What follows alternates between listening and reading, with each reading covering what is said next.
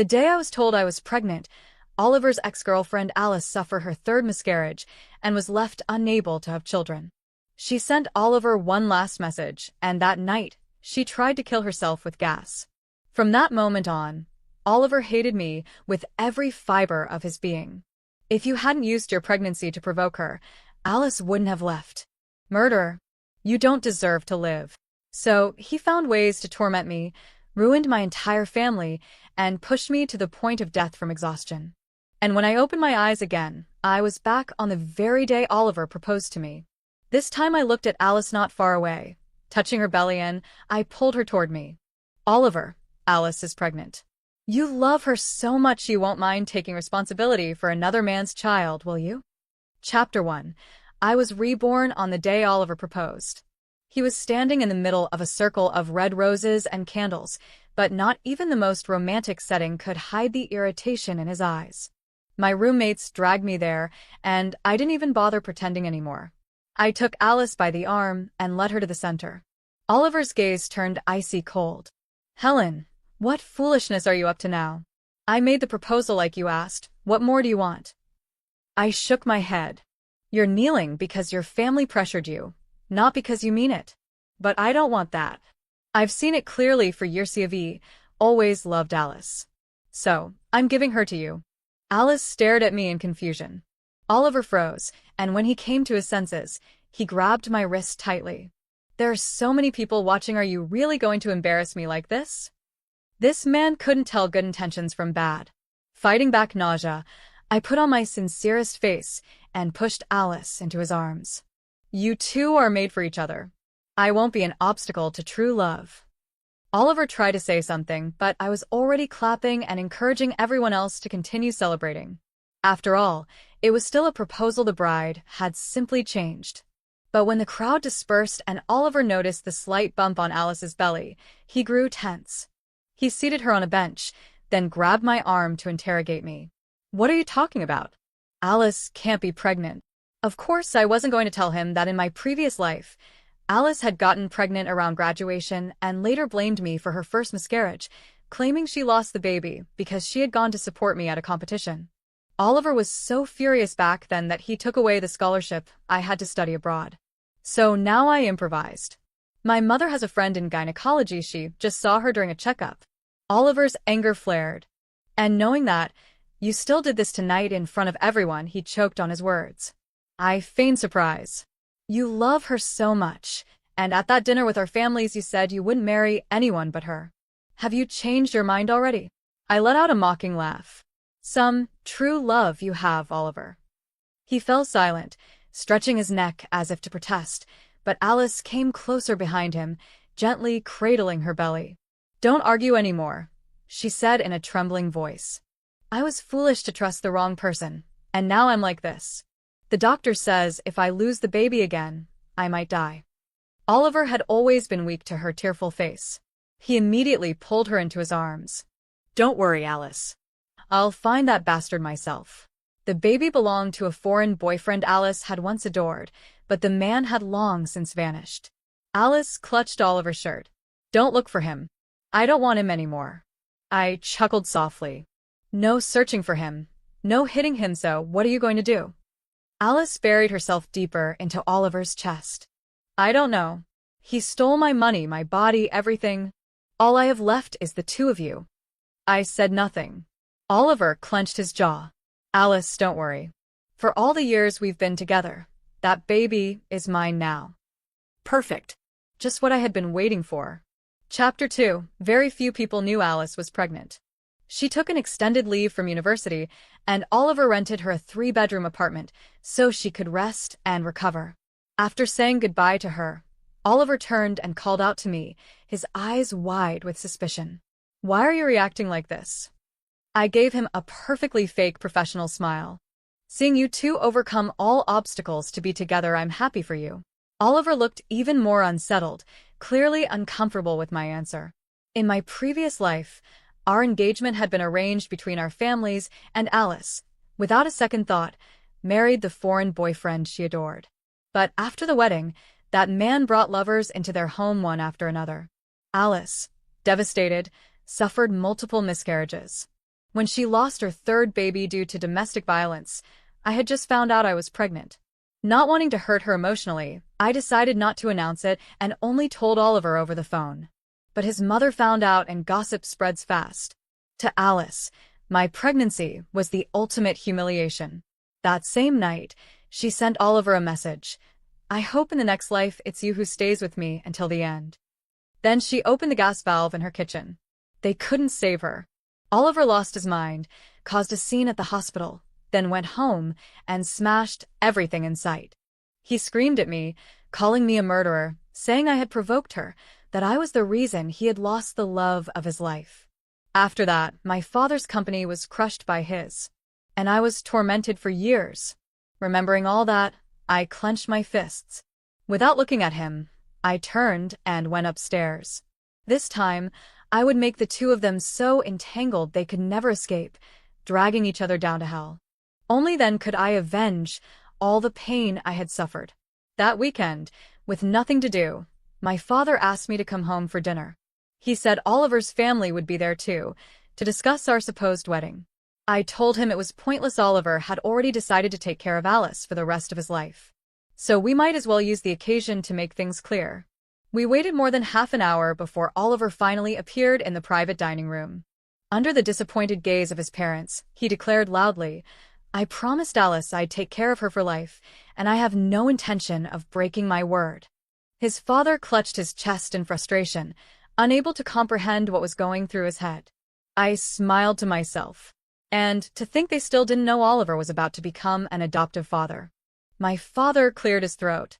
"Well, if that's the case, then we'll cancel the engagement. In the end, we have to respect what the young people decide." Everything could have ended there, but halfway through dinner Oliver got a call.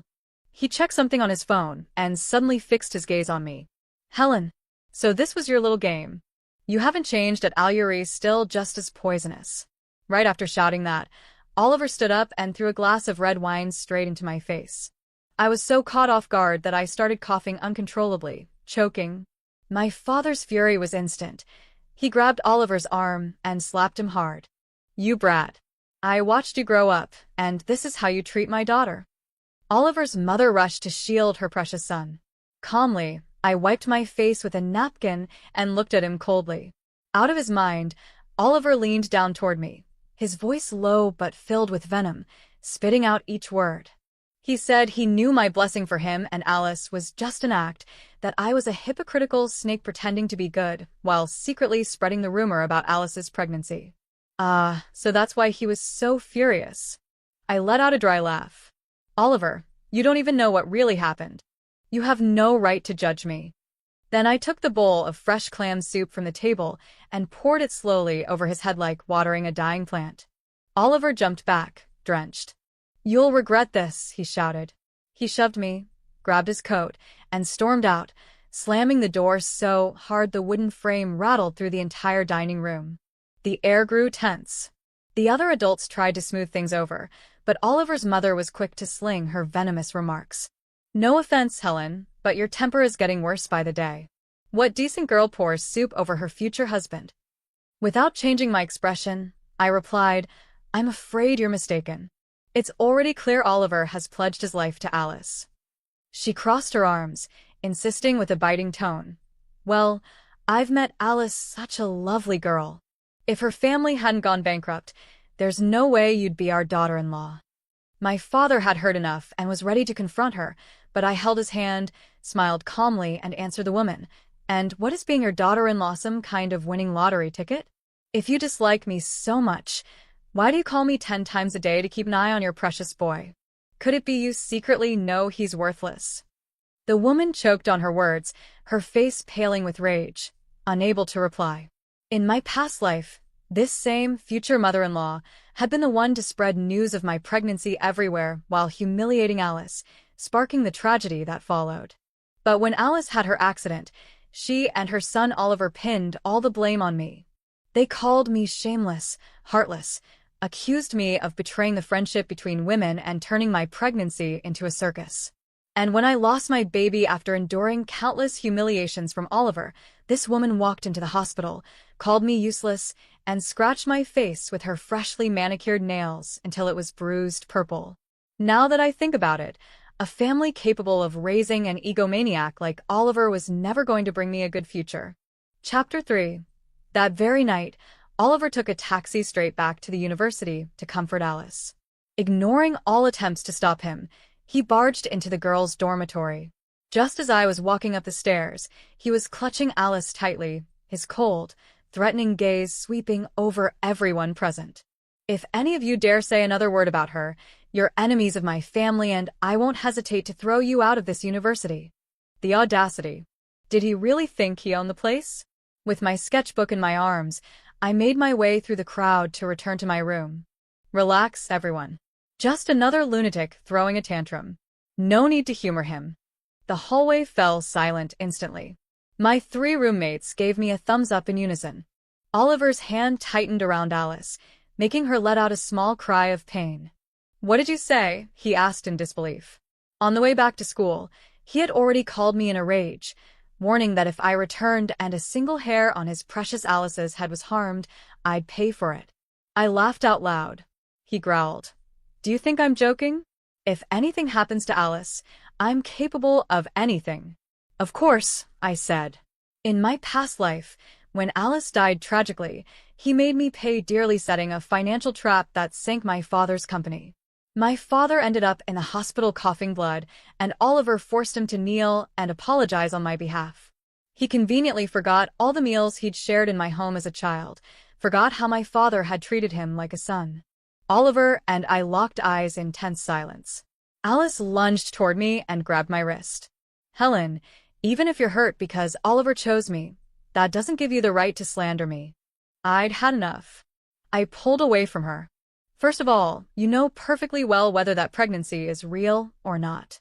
That crying act works on Oliver, but don't think the whole world will kneel for your tears." My roommate Miranda clapped. "You're my idol." Other girls began murmuring. "Exactly. We just saw the post about her pregnancy, and she was already crying like a victim." I only brushed her shoulder while passing by, and she accused me of being sent by Helen to hurt her. How could I even defend myself?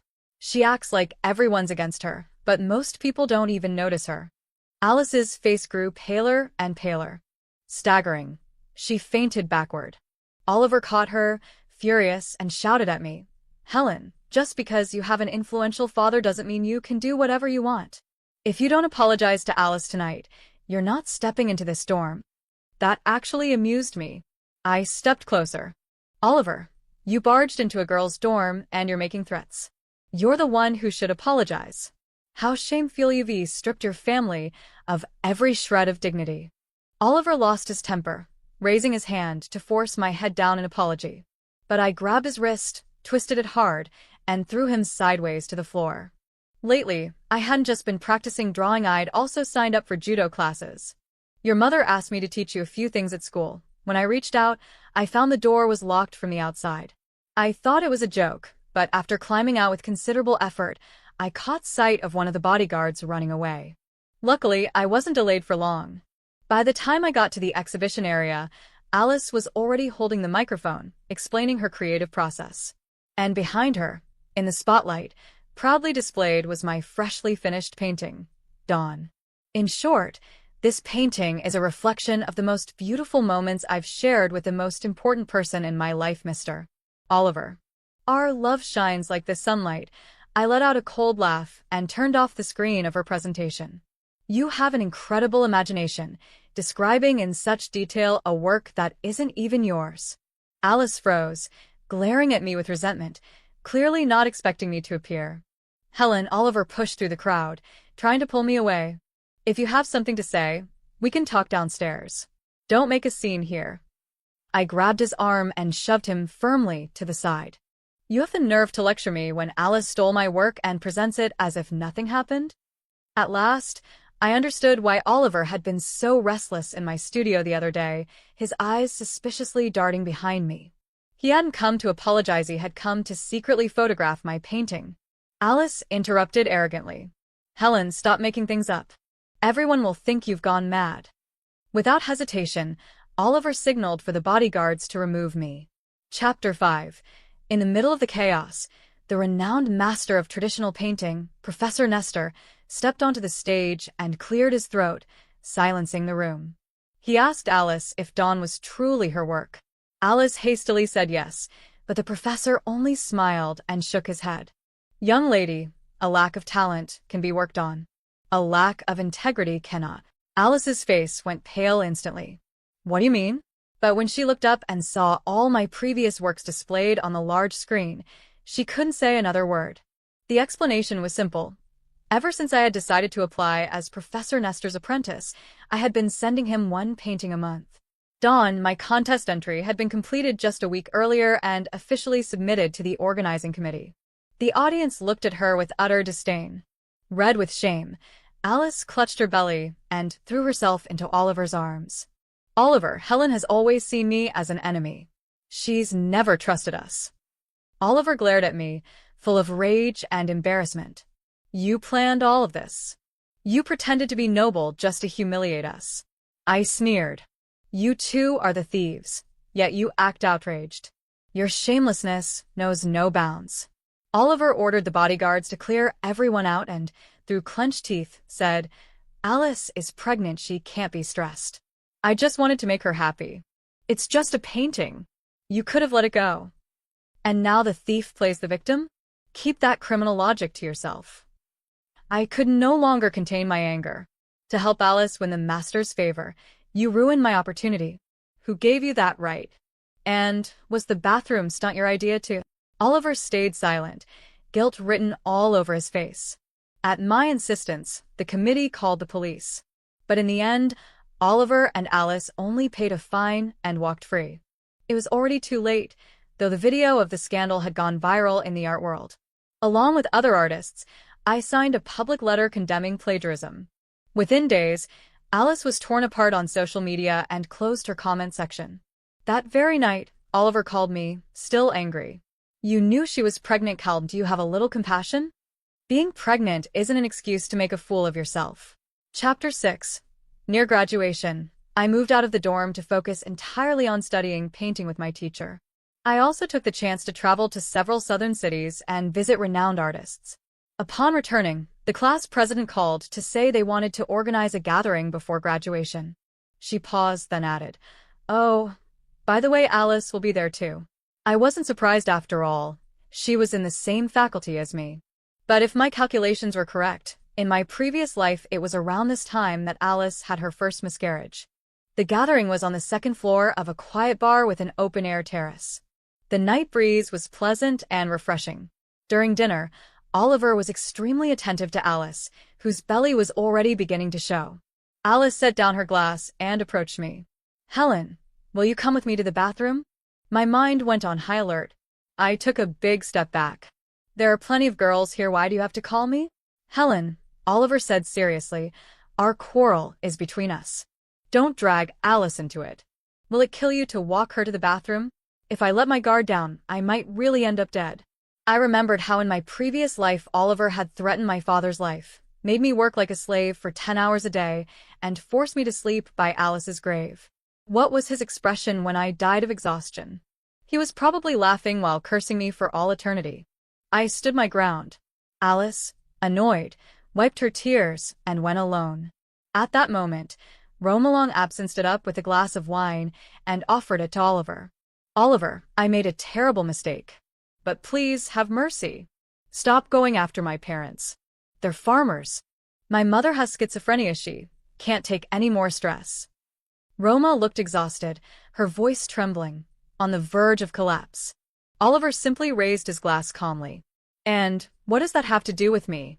You made Alice angry, and that has consequences. Roma gritted her teeth. I've been writing her handwritten apology letters for a month. What more do you want? You even sent thugs to harass us. Oliver looked confused. Didn't I just tell them to cause some trouble in the orchard? That was already illegal. I stared at him, speechless. Roma's family relied on that orchard to make a living. Sabotaging it would destroy their only income for the year, and he thought it was nothing. The wind blew hard across the terrace. Roma stumbled forward, and Oliver instinctively caught her. Just then, Alice returned from the bathroom. Seeing the scene, her eyes filled with rage. She ran straight at Roma, yanking her hair. "You still have the nerve to try seducing him? I've been far too kind to you." No one dared intervene. Everyone knew that when Alice lost control, she was a beast, and worst of all, Oliver always unleashed his wrath on whoever got in their way. "Alice, calm down. It was a misunderstanding." In the middle of the chaos, the silver railing behind them began to shake. With a loud crash, Alice and Oliver fell from the second floor. The class president ran in panic. "Oh my God. Call an ambulance. Hurry." I looked down. From where I stood, I saw a stain of blood spreading beneath Alice, glowing like a scarlet flower in the orange night light. Alice had lost the baby. According to the class president, when Alice woke up, she went into a frenzy and began strangling Oliver. "If it weren't for you and that wretch, my baby would still be alive. You said you'd take care of me for the rest of my life. Was it all a lie? You're just like that bastard who abandoned me." Oliver stayed by Alice's side day and night without saying a word. In my past life, Oliver had told me the reason he indulged Alice without limits was because she had once saved his life. When they were in elementary school, one night he ran off to look for a puppy and nearly froze to death in the snow. According to him, it was Alice who carried him back home. From that moment, he promised to protect that girl for the rest of his life. But what he didn't know was that the one who actually carried him all the way home, walking half an hour through the snow, was me. After the fall, Oliver fractured his right hand. Even with a cast, he went to the hospital every day to take care of Alice. At first, he still felt guilty, thinking the fall was partly his fault. He also believed Alice had become so extreme because she had lost her family as a child and later been manipulated by a scumbag. He even posted on social media, "I will use all my love and sincerity to pull you out of the darkness, just as you once carried me home." But Oliver had no idea that soon a tragedy would hit his own family. During a dinner at home, my father casually mentioned, "Oliver's company is in trouble. Several senior executives have gone to the competition, and their production chain is on the verge of collapse. They're desperate for funding." Of course, I knew I had personally helped that along. Chapter 7.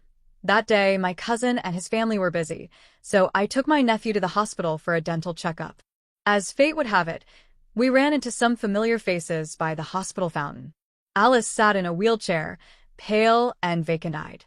Oliver leaned in to hand her a thermos, but whatever he said made Alice throw it to the ground. Hot water splashed onto Oliver's face, making him flinch and growl. "What the hell do you want from me? You yelled at me. If you dared to yell at me, that means you don't love me anymore." Alice sobbed uncontrollably. "Go away. I don't want a man who doesn't love me. Let me die alone." My 4-year-old nephew scratched his head and whispered to me, "Auntie, are they crazy? Should we buy them something to eat? Teacher said we should have compassion, even for crazy people." Oliver heard this and snapped out of it, looking at me in surprise. That's when I noticed his appearance, his messy bangs covering his eyes, his cheeks hollow. He looked sickly. When Alice saw the child in my arms, she trembled and pointed at me. "What are you doing with the kid? Did you come to mock me? You're evil, Helen. If you hadn't gone to that party, I wouldn't have gone either, and this wouldn't have happened." I was speechless. Irrational people will always find a way to blame you. "So now wherever I go, you have to go too?" "Helen, that's enough," Oliver shouted, as always defending Alice. I shrugged. "Instead of arguing with me, you should be booking her an appointment with a psychiatrist." My nephew clapped. "Auntie's the best." I picked him up and left those two in the middle of their argument. My 4 years of university were coming to an end. Carrying my luggage downstairs, I ran into Roma, who was also carrying bags. She greeted me with a nod and walked past quickly. But a few steps later, she turned around. "That day you knew I was the one who tampered with the railing, didn't you? Why didn't you expose me?" I shook my head. "I don't know what you're talking about. I had no intention of getting involved in her business with Alice. On the contrary, the deeper Roma's revenge against those two went, the more I would enjoy it." Just as I turned away, a large hand suddenly shoved me against the wall. "Oliver, are you insane? Alice has been missing for days. Does it have something to do with you?" He stared at me intently, his right hand slowly sliding toward my neck. "She used to disappear all the time. Now, if she loses a single hair, I have to pay for it? I clearly saw you with that Roma woman. She has problems with Alice. Don't tell me you didn't put her up to something. Helen, you're jealous because Alice won my heart, and now you're projecting your hatred onto her. I looked at him coldly and tapped his forehead with my finger. How are your bones lately, Oliver? He pressed his lips together, swallowed, and clearly remembered the fear I'd put into him when I threw him before. Give me your phone. Only then will I know you didn't do anything to Alice. I laughed in disbelief. Check my phone? Who do you think you are? He smirked smugly. See? You're nervous. Then he took advantage of the moment I turned to try to snatch my phone from my pocket. During the struggle, he pushed me into a small art studio. I saw the fly-killing scowl on his face, and, suddenly, something amusing crossed my mind. Oliver, you say Alice has been missing for days, but instead of looking for her, you're here making a scene. That shows exactly how much you care. Ever since I saw them arguing in the hospital, I'd noticed Oliver looking at her with less tenderness and more irritation. No matter how beautifully love begins, if it's fed by daily drama and manipulation, it always rots in the end. Irritated by my words, Oliver lit a cigarette. I frowned. This is an art studio. Put that out. But he seemed entertained. It's been a while since you yelled at me like that. I almost missed it. He definitely needed psychiatric help. In the silence, my phone rang. It was a colleague from the studio. Miss, your humble servant is ready, just waiting for you to come tame me. It was my figure-drawing model. I'm on my way to the studio, I replied. Don't you dare go. Oliver was so close he overheard the joke. What's your relationship with that guy? Since when have you two been together? I pushed him away. If you don't know how to talk, then keep your mouth shut. He planted himself in front of the door, blocking my way out, insisting that I go with him to the police station to wait for news about Alice. I jabbed my elbow at him, ready to yell, when suddenly the studio filled with thick, white smoke. His cigarette, the one he had tossed aside without thinking, had ignited a pile of sketches in the corner. It was an accident, he shouted nervously, fumbling for his phone to call for help. As the smoke thickened, I fought the sting in my eyes and the burn in my throat, rushing to save my artworks. Luckily, there were still other students in the building, and together we managed to put out the fire quickly. We were both sanctioned, but he was also publicly named in the school bulletin. In this life, just like in the last, being connected to Oliver never brought me anything good. Well, I said coldly as I dialed 911. Now we really are going to the police station. Perhaps it was fate. Out of all the sketches in the studio, the only two that burned included a painting I had done long ago titled Memories in the Snow. At the police station, Oliver trembled when he saw the half-burned canvas. In the snowy white landscape, a ponytailed girl carried an unconscious boy on her back, trailed by a limping little black dog. Oliver's eyes turned alarmingly red. In a hoarse voice, he asked, "Helen, did you paint this? Was it really you who carried me home that time?" I said nothing. He clutched the painting tightly, his face filled with nostalgia and remorse. Not long after, my father and Oliver's parents arrived. It was late, and outside, the heavy rain fell like golden butterflies beating their wings against the ground. Seeing her sons so dejected, Oliver's mother raised her umbrella to strike me. Over something so trivial.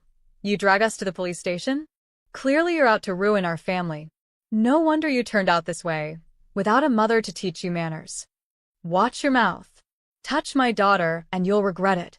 My father snapped, stepping in front of me and forcing Oliver's parents to back off. Helen, they're just useless paintings. If you want, I'll buy you 100 more. But since you couldn't have Oliver, you decided to ruin him? My father laughed mockingly. Who would want a son like yours, desperate to call anyone dad? Already bitter because my father had refused to lend them money before, Oliver's parents seized the chance to vent. The police intervened sharply, finally silencing them. Oliver's mother clutched his hand desperately. Oliver, tell me that what this shameless Helen says isn't true, that you weren't mixed up in trouble. Enough, Mom. Oliver covered his face with his hands, his voice choked. You shouldn't speak to Helen like that. I raised an eyebrow. What was he playing at? Oliver was ordered to compensate me for the damaged painting, but his mother refused furiously, insisting on her son's innocence. During the scuffle, a small bag of white powder fell from Oliver's pocket. Silence swept the room as several officers' expressions hardened. They collected the powder for testing and temporarily detained Oliver, who was clearly stunned. My father, shielding me, sneered, "You didn't want to leave before, well, now your son won't be leaving either." That night had been exhausting. As he did when I was a child, my father patted my shoulder comfortingly, telling me to focus on my art and leave the rest to him. Days later, just as I received an invitation to interview with a prestigious foreign art academy, I heard Alice had returned.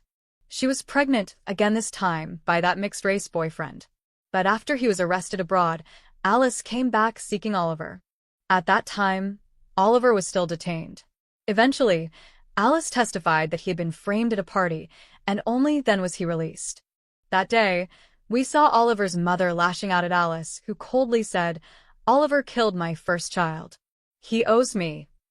Oliver was trapped by Alice and, in pain, temporarily cut ties with his family to stay with her during the pregnancy. I uploaded a compilation of their videos online with a caption, "Saying this is the pinnacle of pure love is no exaggeration." But knowing how paranoid and oversensitive Alice was, I hired a small army of ghost commenters to leave insinuating remarks like, "Marriage should be between equals. Otherwise, what follows is nothing but misfortune." When Alice live-streamed her love life, everyone noticed how Oliver looked increasingly hollow, as if his mind were on the verge of collapse. That day, I shared a new award-winning painting online. Oliver was the first to like it. That night, during another live stream, Alice tried to get Oliver to show affection on camera. Oliver didn't cooperate, and viewers, savoring the drama, left one mocking comment after another. Out of control, Alice grabbed a wine bottle and smashed it against his face, splitting open his left cheek. Watching those two bite each other like stray dogs, wounding each other where it hurt most, was so satisfying I ate an extra half bowl of rice. A few days later, the near-empty Oliver family company held a family dinner. I arrived elegantly dressed and presented a high-level painting. With my current fame and follower count, I was showered with praise. Cornered to the side, Alice looked at me with red, resentful eyes.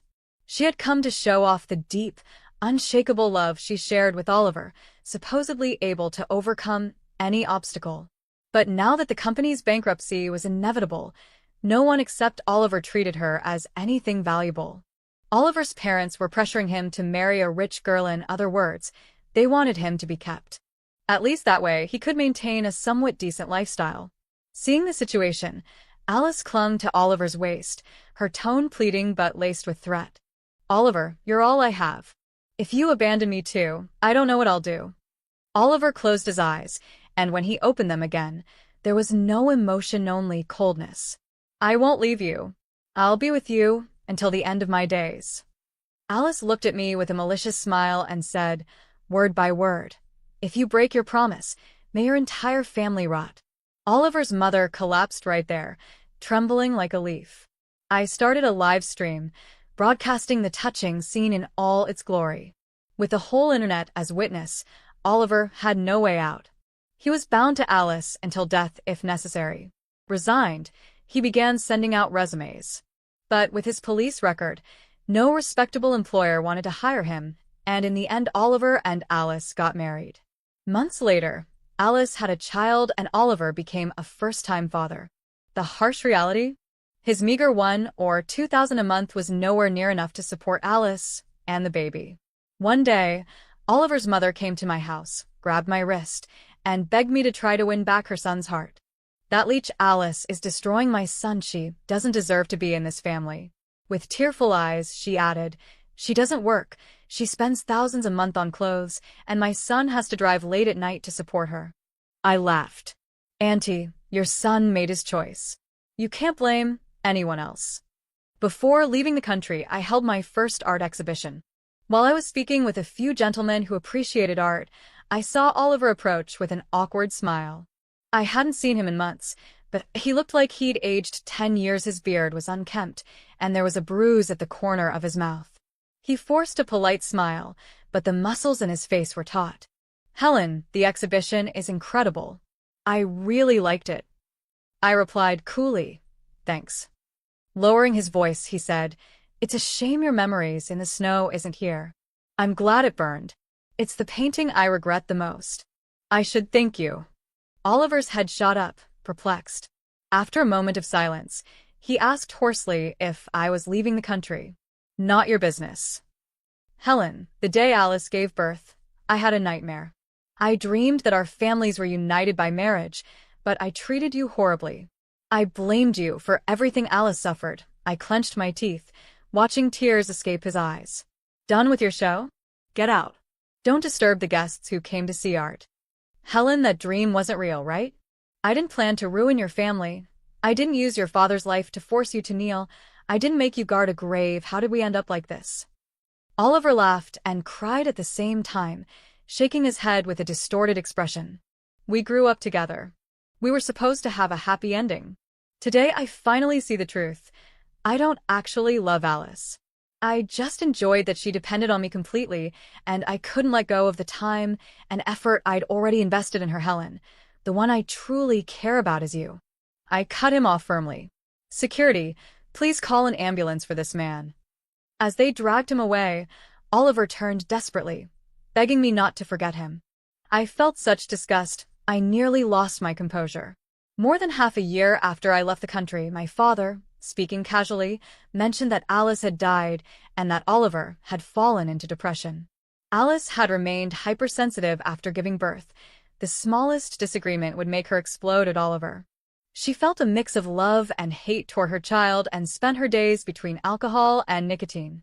While singing in a bar, she ran into Roma, the poor student we once knew, now a famous film actress. Roma made her kneel publicly, serve her a drink, and sing 3 songs. Alice snapped and nearly strangled her. After the incident, she faced a brutal wave of online hatred, and unable to vent, she turned her days and nights into constant fights with Oliver. Until one night, he exploded. "If I had known it was all a farce, I never would have chosen a lunatic like you and left Helen." That night, Alice turned on the gas. Of the 3 people in the house, only Oliver was rescued by miracle. But his organs were severely damaged, and combined with the years of exhausting physical labor, his body was completely broken. Now he is bedridden at home, surviving on state aid. Hearing all that, my only response was, "Understood." In this life, everyone makes their choices. Everyone has their fate. Some will wear themselves down to the bone, doing everything just to prove they have love. But not me. I will not destroy myself for some so-called romantic story. I will cherish this second chance life has given me, and with my paintbrush, I will draw a path that is bright and full of blossoms.